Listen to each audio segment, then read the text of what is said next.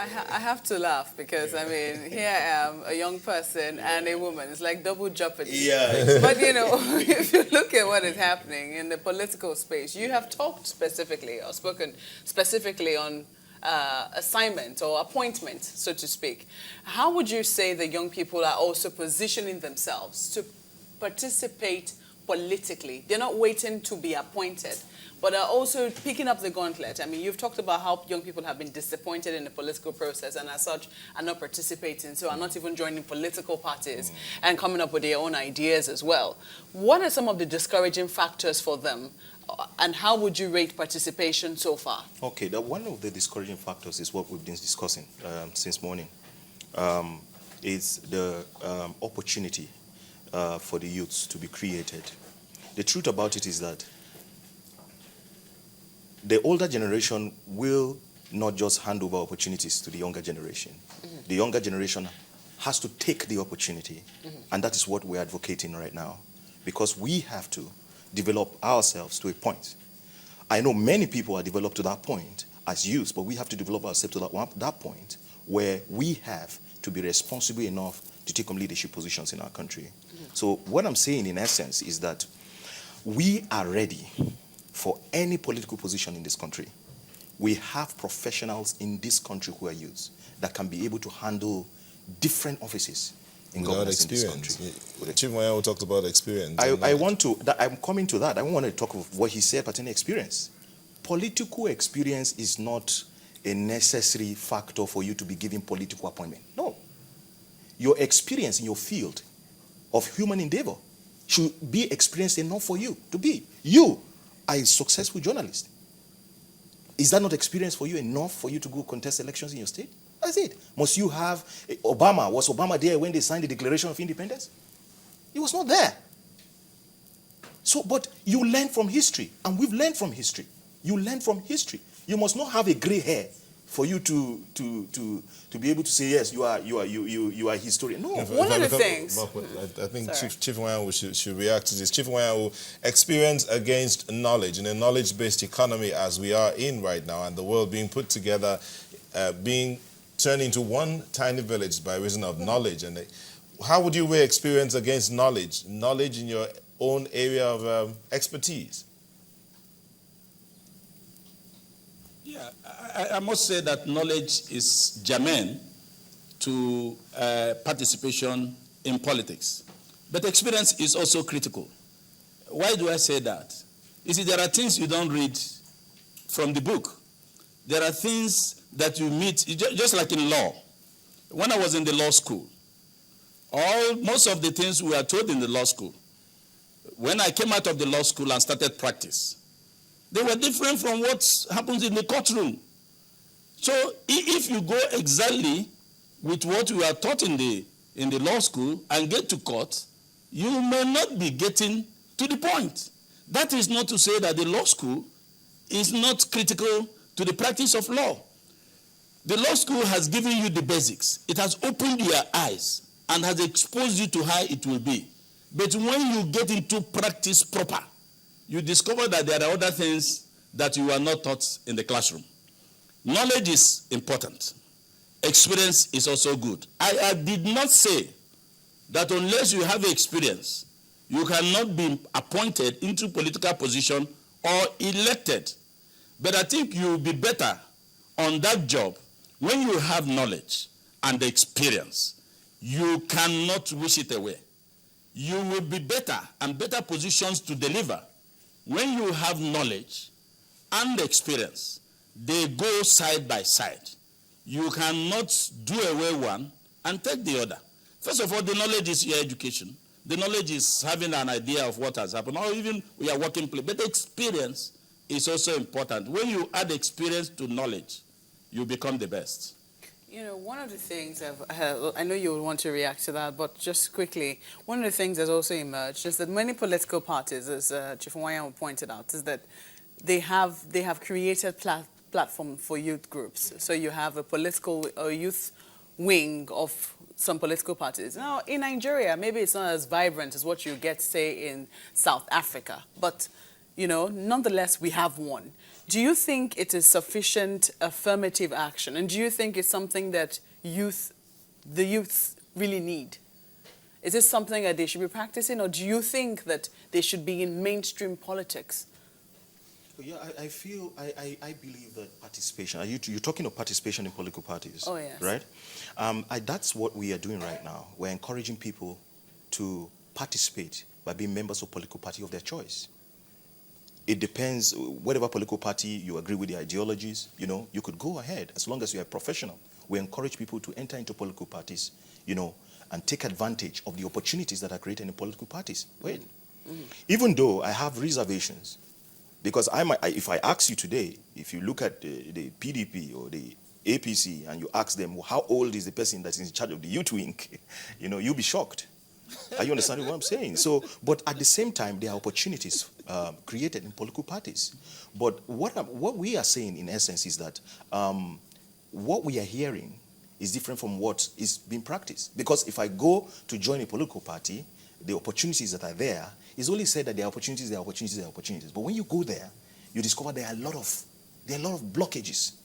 For young people? For young people, yeah. That's when there are a lot of blockages, there are a lot of issues, going on in political parties. Yes, if Mr. Nwanyawo is trying in the Labour Party, we are trying to voice out that other political parties should also. Or maybe some members should join the Labour Party and see for themselves. Yes, see for themselves. What do they have? Yeah, so that's just it. But we are advocating that we should go in and take advantage of opportunity. But the truth about it is that, just as I told you, we are not going to wait for opportunities to come. We're going to take it. And that is the reason why we are going around the country to mobilize people to participate.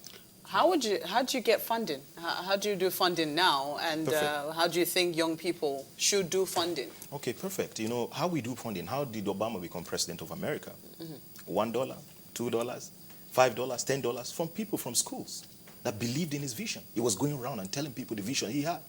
What we are doing is to marshal out that plan.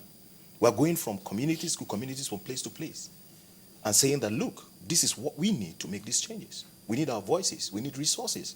5 naira, 10 naira. It must necessarily be 50,000, 20,000, 30. No, 5 naira, 10 naira. If we can be able to convince the people to understand our cause for this country, to understand the vision that we have for the next generation, then I believe that people will support this government. All right, there's this question from Eunice Kennedy who says, she says, can or can't uneducated youth be part of this course and become leaders and occupy political offices? She says she knows lots of young people who are not as educated as maybe to that high degree, but they're doing well. If they're given opportunity, they will excel. Yeah, exactly. I thought about it. It's just every organization has its rules and regulations and laws. Just as I said, part of the laws that establish ours is a professional body, that has education as the basis of one of the bases for membership. But now we are knowing, as time goes on, that people want to be part of the movement. In the downtrodden want to be part of the movement. There are a lot of people in the masses that want to be part of the movement who are not educated. So she's right, because the truth about it is that there are people in various communities all over the country that have that capacity.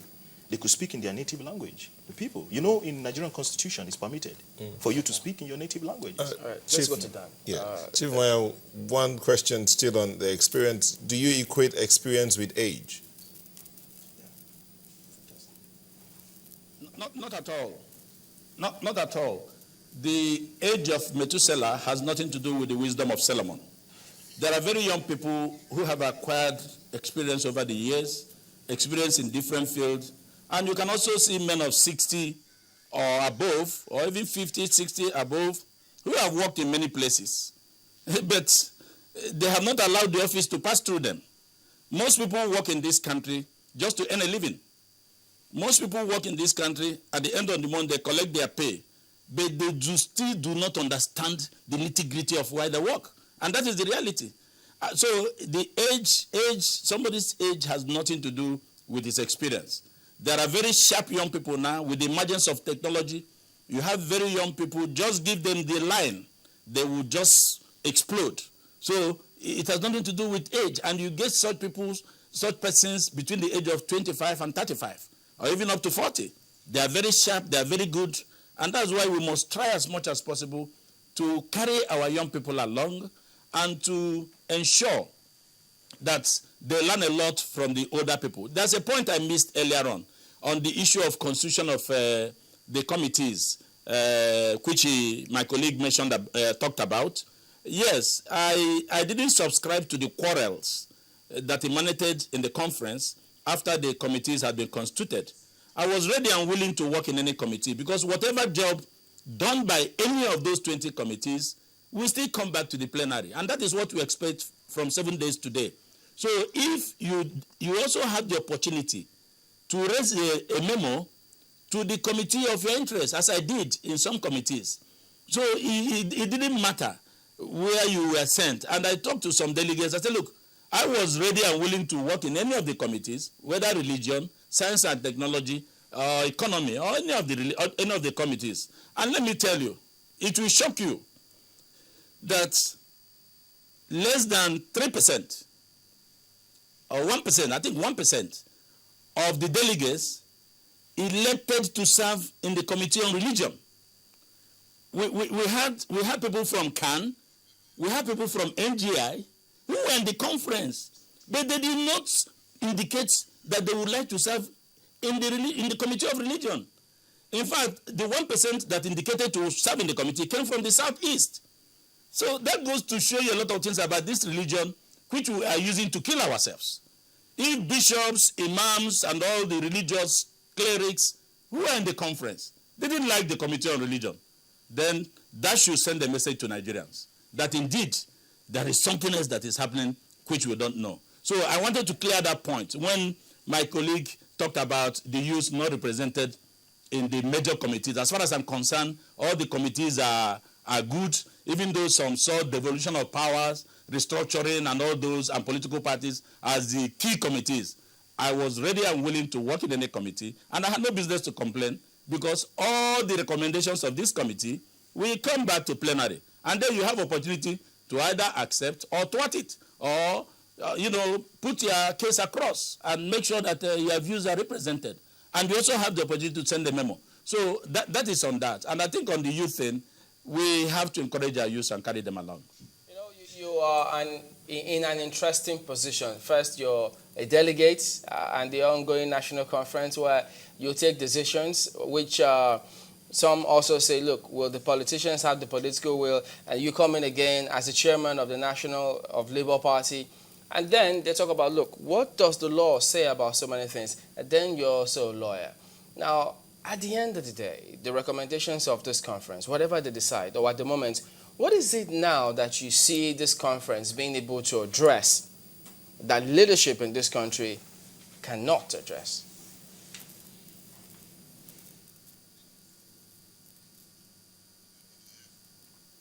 Well, I'm not sure I got you very clearly, but I'll try as much as possible to address some of the things I had.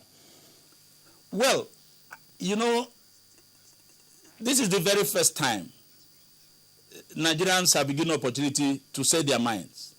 When we were discussing the address of Mr. President to the conference, you had opportunity, every delegate had the opportunity to use the 3 minutes, 4 minutes to say anything you like that bothers you.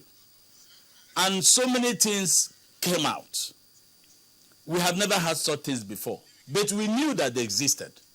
We knew that those things are part and parcel of our problems. So, but we are getting them out now on the table. You must appreciate my position. I have to appreciate your position. You must convince me why things must remain the way they are. And I have to also convince you why we must move from this old order to a new and more acceptable order. It is settled in the conference that things are not working the way we are today in Nigeria, and that we must have to reconstruct it. And that is what we are doing. And don't bother yourself with disagreements, what looks like quarrels. You are going to have it. We are going to have it. But I'm convinced with the caliber and integrity of people we have in the conference. You push your position, you put your position. When you discover that it will no longer fly, you have to now sit down and have a middle course. There are many issues that we have to discuss at the conference. I don't want to go into details of what has happened in the committees and all that because they still have to get to plenary. It has not been decided. A committee report may be thrown out through the window by the plenary. But it is my view that the few people that gathered in a committee between 20 and 25 to look at the issue critically, I think the plenary will have the opportunity to look at it, passionately, with a view to accepting the recommendations and making some amendments where necessary. All right, so this conference... Thank you. That's all the time we have, actually. Daniel Wanyo is a delegate at the ongoing national conference. I want to thank you also, Nuhuata, who is the National Secretary, Nigerian Young Professionals, for coming today on Sunrise Daily. Time flies, actually, when you're doing this kind of things.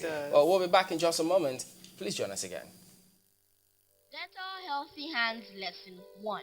Do you know that germs are tiny, harmful, living things? Do you know that right now your hands are full of these harmful germs? That's why you need to fight them by bathing and washing our hands regularly with Dettol. Mom, today we learned how to fight germs with Dettol soap. Good health starts with healthy hands.